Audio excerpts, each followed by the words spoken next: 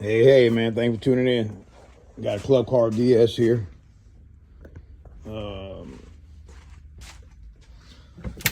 Let's see what it is. It's a, let's see, it's a FE290. So that's a FE29 229 is 9.5 horsepower club car. I'm gonna show you how to bypass the rev limiter on it. You look down here. Get your rev limiter here. You got your black wire, which goes to the coil. And this here ties into just ties into the rev limiter right here. That's your RPM limiter.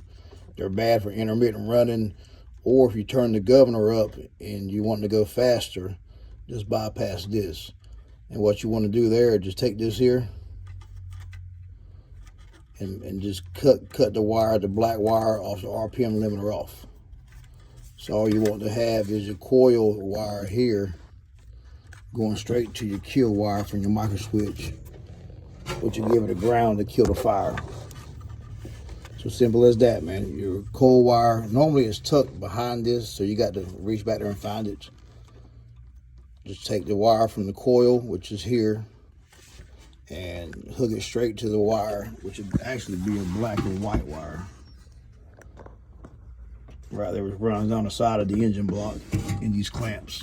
Just take it and unhook that. What I would do is just cut this right here and let it hang down.